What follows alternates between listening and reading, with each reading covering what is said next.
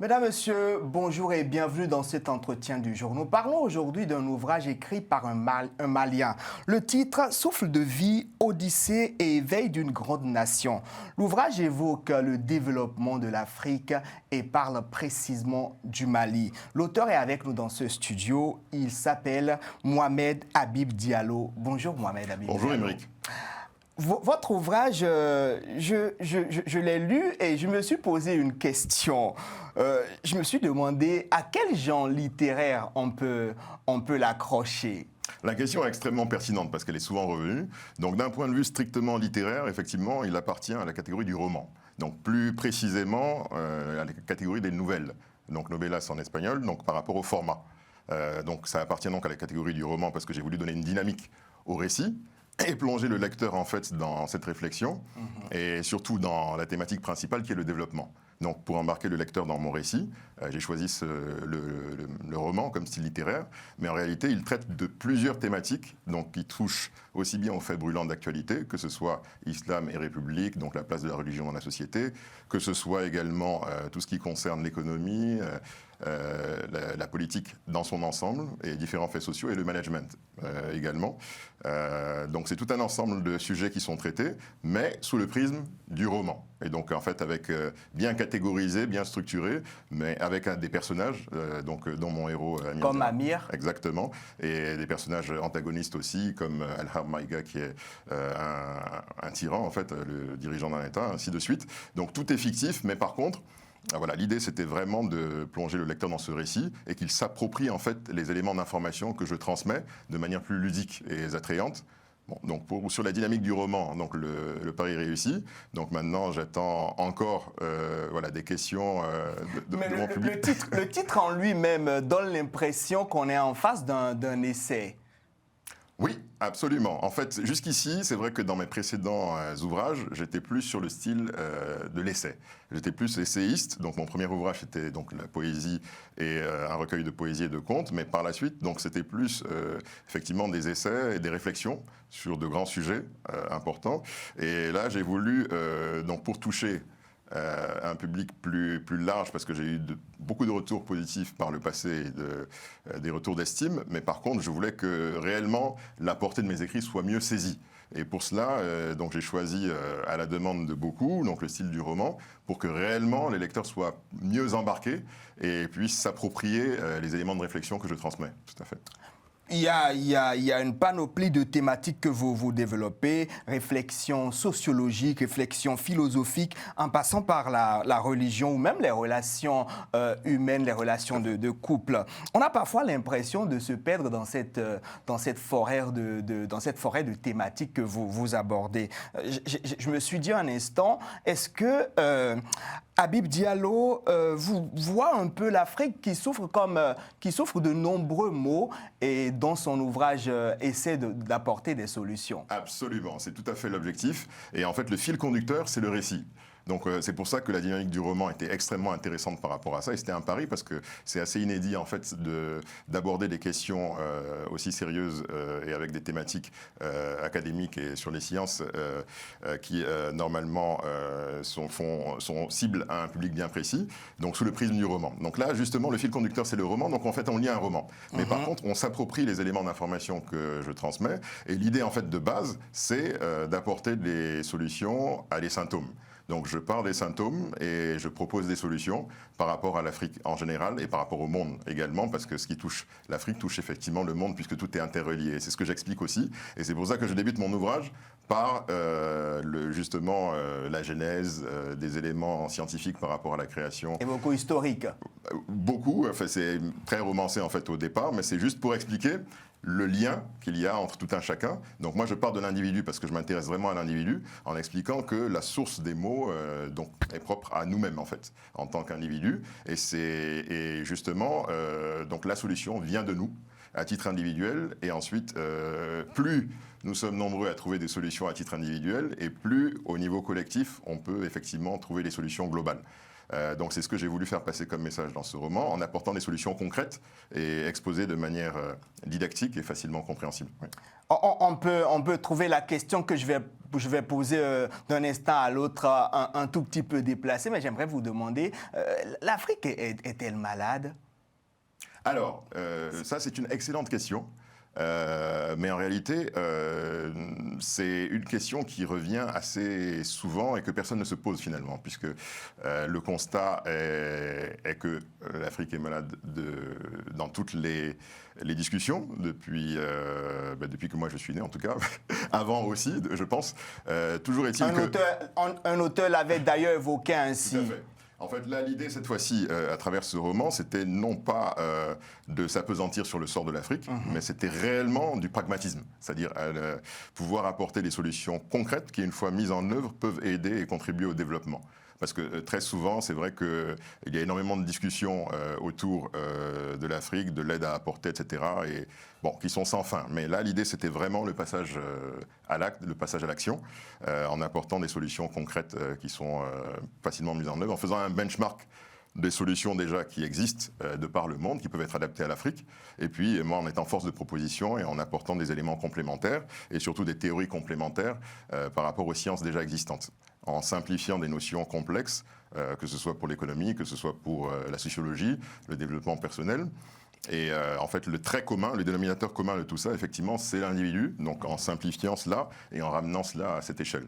Et donc c'était là l'objet en fait du livre, c'était réellement de prendre cela à bras le corps et puis d'avoir en fait une espèce de ligne directrice, de bagages qui permettent justement de passer à l'action de manière plus efficace. Et donc, au lieu des discussions, aller réellement dans le vif du sujet, parce que par le passé, donc j'ai écrit différents ouvrages qui touchaient justement au sujet, dont Le cri du cœur d'un enfant naturel de la République, qui était un manifeste concernant la situation au Mali, l'invasion du Mali et tout ce qui a suivi par la suite. Et l'idée, c'était d'apporter réellement cette fois-ci le bagage qui allait apporter une contribution en fait. Justement, l'espace de déroulement de cet ouvrage, de ce roman, je me permets de l'appeler comme ça. Oui. Moi, en le lisant, je le trouvais beaucoup plus essai que roman. L'espace, c'est le Mali. Je me suis dit, est-ce que c'est parce que vous êtes malien ou cela a été fait de manière est nihilo? Alors, dans la littérature, il faut une unité de lieu. Donc, du coup, il fallait que je choisisse un lieu. Et oui, effectivement. Donc, d'abord, effectivement, je suis malien, mais ce n'est pas juste du chauvinisme. C'est aussi le fait que, dans un ouvrage précédent, je disais que la situation au Mali pouvait être le laboratoire test d'un nouveau monde. Parce qu'en fait, à l'époque, beaucoup parlaient d'un nouveau monde en disant un autre monde est possible. Et avant même la mondialisation, en fait, on réfléchissait sur qu'est-ce qui pouvait apporter une solution aux maux, en général, sur la planète. Et après, il y a la mondialisation, les interactions de plus en plus fortes, aussi bien en négatif qu'en positif, ainsi de suite. Et donc là, l'idée, c'était vraiment, donc à travers ça, de pouvoir, comme je le disais, apporter de véritables solutions.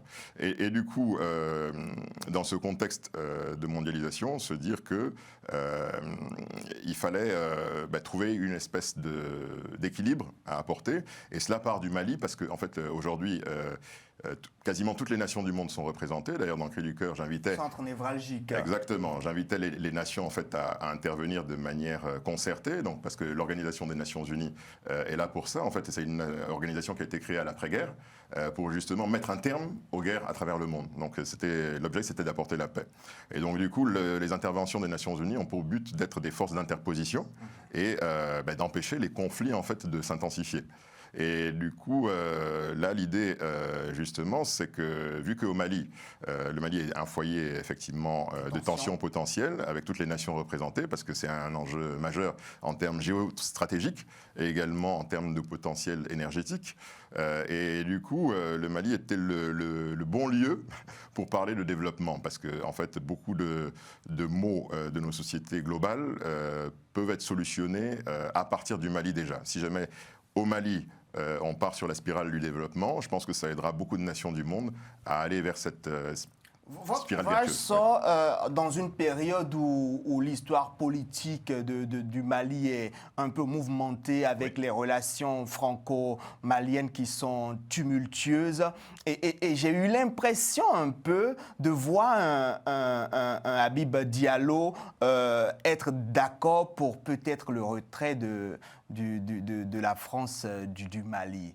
Est-ce que je suis dans le vrai quand je le dis? Ah mais complètement, absolument. En fait, si vous voulez, là, l'objet du livre, justement, c'est de nous ramener en fait aux sources même de la connaissance, en s'appuyant sur des éléments concrets et non pas émotionnels. Voilà, de réconcilier en fait les émotions avec la raison, et donc de s'appuyer en fait sur le droit existant, sur toutes les notions voilà, qui ont conduit à la création de nos sociétés. Et là, en l'occurrence, l'autodétermination des peuples, c'est un droit universel, hein, à titre individuel et à titre collectif, pour tout peuple. Et je suis parti du principe que la mondialisation pouvait être, a eu des effets positifs, mais aujourd'hui, nous arrivons dans une impasse aussi par rapport à la mondialisation, en termes aussi de risques sécuritaires pour chaque pays finalement, et puis en termes de risques économiques aussi. Donc c'est pour ça que moi, mon idée, c'était que le développement doit être endogène. Donc il doit appartenir en fait à chaque État de trouver les clés de son développement, parce que toutes les nations développées sont parties d'un développement endogène d'abord, donc à l'intérieur, avant de s'ouvrir sur le monde. Donc en fait, c'est vrai que si jamais on veut se développer, il ne faut pas, non pas acheter des équipements sophistiqués qu'on ne peut pas utiliser à l'étranger, mais il faut être capable de construire des équipements adaptés aux réalités du pays. Donc en fait, l'idée, c'est que la coopération a pour but justement de rendre autonome. Et d'ailleurs, dans le management, quand vous avez une équipe, une unité commerciale ou une unité de quelque type que ce soit, le but du manager, c'est de rendre son collaborateur autonome. Donc, et en fait, on identifie les personnes au fort potentiel et puis on les développe. Donc c'est un peu ça l'idée. Donc du coup, un pays de même, donc un pays qui est assisté, n'ira jamais sur les rails du développement. Donc c'est pour ça que j'ai dit que la clé, c'est vraiment que les nations soient développées à l'intérieur pour ensuite favoriser une coopération. Et c'est la même chose à l'échelle des individus. Il faut d'abord être autosuffisant pour pouvoir se fréquenter, sortir, rire, et puis voilà. Donc ça part toujours de là. Aujourd'hui, pour beaucoup de personnes, la méthode des autorités maliennes est un peu va-t-en-guet et précipitée pour beaucoup de personnes. Vous, quelle est votre réaction par rapport à ce qui se passe aujourd'hui au Mali? Alors moi, ma réaction, donc, elle était mitigée au départ, parce que évidemment, un coup d'État, c'est toujours illégal. Hein. Je suis toujours opposé en fait au fait d'enfreindre la légalité, parce que la légalité, c'est ce sur quoi reposent nos sociétés. Hein. Le contrat social qui fait que la société est garante de nos droits, de nos libertés, de notre sécurité et tout ce qui s'ensuit. Toute la chaîne économique est liée à ça.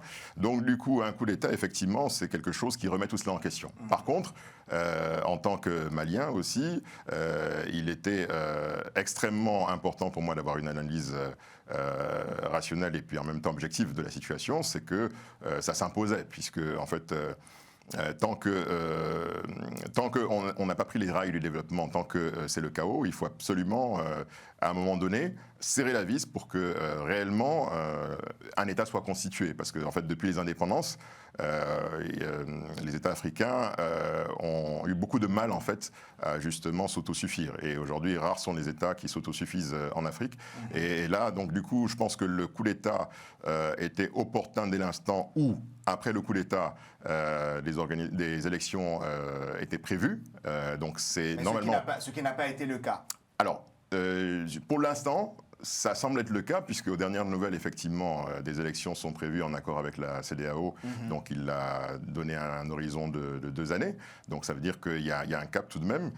Mais là, l'idée, c'est dans l'intervalle, donc avant cette date butoir, c'est qu'est-ce qui est fait pour assurer le déroulement serein des élections, transparent, et puis l'éducation des populations, la sensibilisation pour pouvoir voter. Donc c'est un peu ça l'enjeu. Oui. Mohamed Habib Diallo, on est à la fin de cette émission. Vraiment, merci d'avoir accepté notre invitation. Merci beaucoup. Chers téléspectateurs, je suis très content de vous avoir présenté cette émission. Merci, restez sur Télé Sud pour vous informer. Au revoir. Merci, au revoir.